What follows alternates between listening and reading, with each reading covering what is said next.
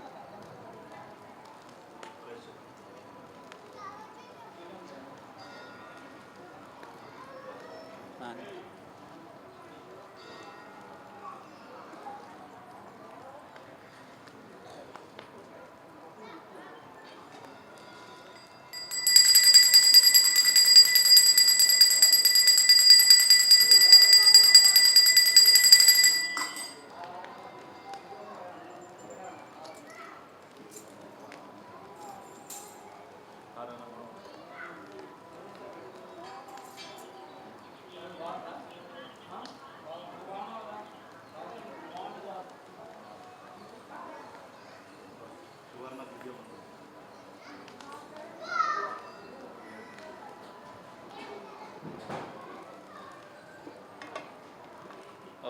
एकं द्वे त्रीणि चत्वारि पञ्च षट् सप्त अष्टौ नव दश एकादश द्वादश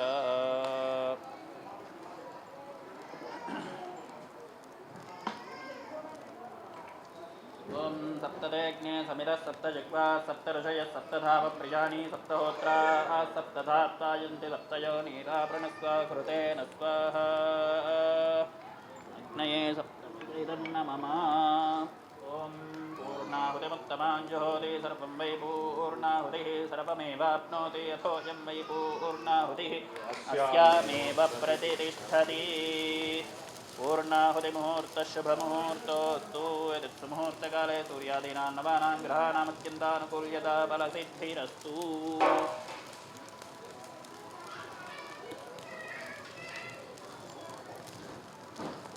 विघ्नेश्वराय नमः पुरःपूजान्यकर्ष्यो नमते नमः मुग्गुस्ताः नमते नमः मुग्गुस्ताः सरस्वते नमः मुग्गुस्ताः देवसवितः प्रासावी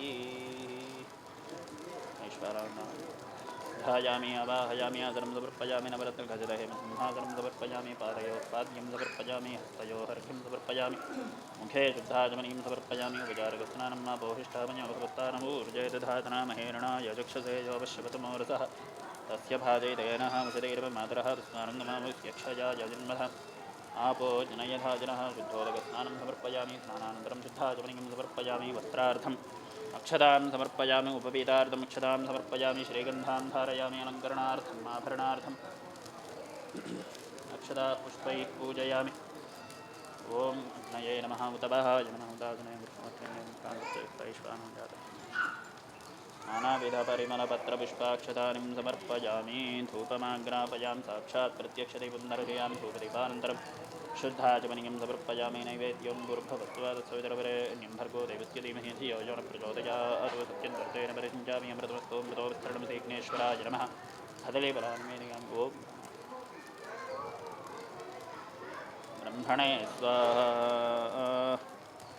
मध्ये मध्ये पानीं समर्पयामि उत्तराभोजनं समर्पयामि हस्तौ प्रक्षालयामि पादौ प्रक्षालयामि मुखे शुद्धाचमनीयं समर्पयामि भोगीपलयस्य कर्पूरैर्नागवल्लीदलैर्युतं मुक्ताचूर्णसमायुक्तं ताम्बूलं प्रतिगृह्यतां भोगीफलताम्बूलं समर्पयामि अघोरेभ्येति नीराजनम् ॐ घोरेभ्यो घोरेभ्यो घोरघोरेभ्यः सर्वेभ्यः सर्वसर्वेभ्यो नमस्ते रुद्ररूपेभ्यः विघ्नेश्वराय नमः कर्पूरानन्दनीराजनं दर्शयामि नीराजनानन्तरं शुद्धा आचमनीयं समर्पयामि नमस्करोमि हर नमः पार्वतीपतये हर हर महादेव ईशानः सर्वविद्यानामीश्वरः सर्वभूतानां ब्रह्मा देवतेर्ब्रह्मणो देवतेर्ब्रह्मा शिवोमये सदाशिवं विश्वात्मायदेवी तन्नोऽग्निः प्रचोदयात् विघ्नेश्वराय नमः विदोक्तसुवर्णदिव्यमन्त्रपुष्पाञ्जलिं समर्पयामि मनसा आत्मप्रदक्षिणनमस्कारान् समर्पयामि सर्वोपचारपूजां समर्पयामि अनेन भगवान् सर्वात्मकः सुप्रीता सुप्रसन्ना वरदा भवन्तु एतत्फलं विघ्नेश्वरार्पणमस्तु